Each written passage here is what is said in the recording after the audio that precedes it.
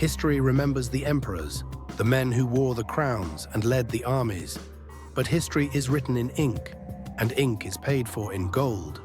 Behind the velvet curtains of the 16th century sat a man who never wore a crown, yet decided who would. Jakob Fugger didn't just accumulate wealth, he designed the architecture of power. While others traded spices and silk, he traded in the very survival of nations. By cornering the raw materials of warfare and the credit of kings, he turned the Holy Roman Empire into a subsidiary of his family bank. Today, we open the vault on the most successful financial monopoly in human history. Welcome to the archive. This is the Cardinal Ledger.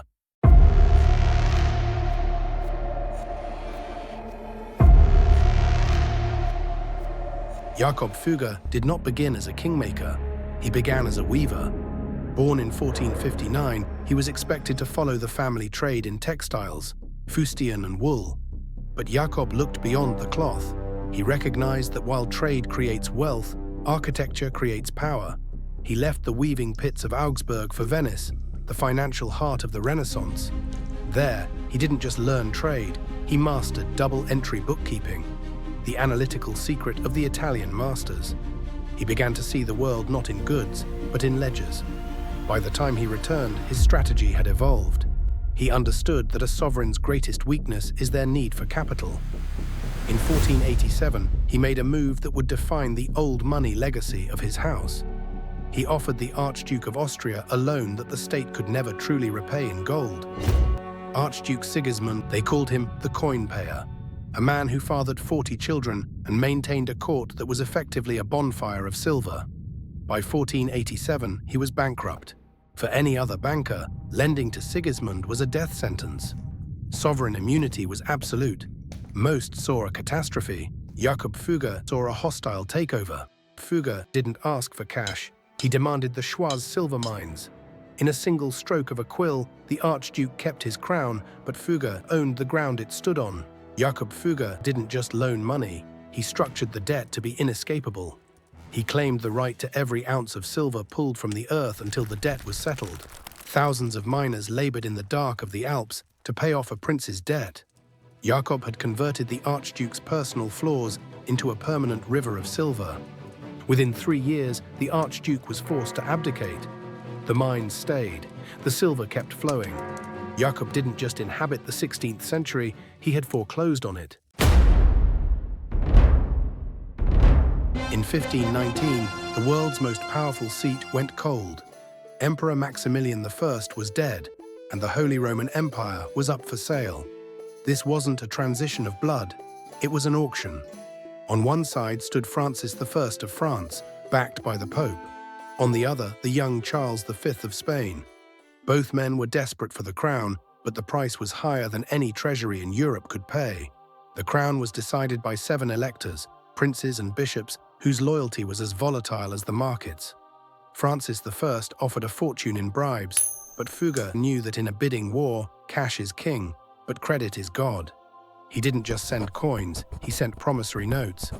He underwrote a loan of 850,000 florins, an amount so vast it exceeded the annual revenue of the French crown. Of that total, Jakob Fugger personally provided over 500,000. Charles V won. He became the most powerful man in the world, ruling an empire where the sun never set. But as the crown touched his head, he knew the truth. His sovereignty was a lease. He didn't answer to the Pope or the people. He answered to a counting house in Augsburg. The Holy Roman Empire was no longer a spiritual union. It was a leveraged buyout. Jakob Fugger didn't want a title or a throne. He wanted the world. In exchange for the crown, he demanded the rights to the silver and mercury mines of Spain. He demanded the trade routes to the New World.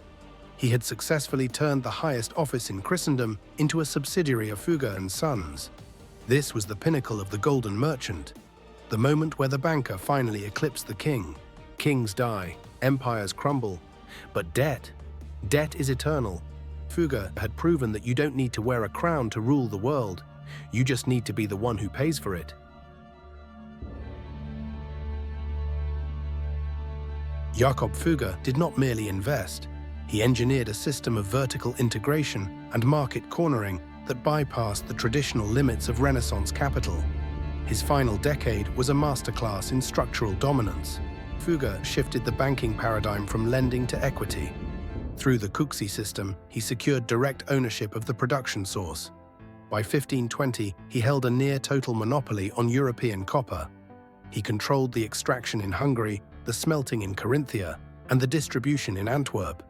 He didn't just set the interest rate, he dictated the commodity price floor for the entire continent. Fugger weaponized capital through inventory cornering. Using his massive cash reserves, he purchased and held 100% of the available market supply during periods of high production. By withholding this inventory, he created artificial scarcity, forcing competitors into insolvency. Once the market was cleared of rivals, he released supply at a 50% premium. He was no longer a participant in the market. He was the market's primary architect.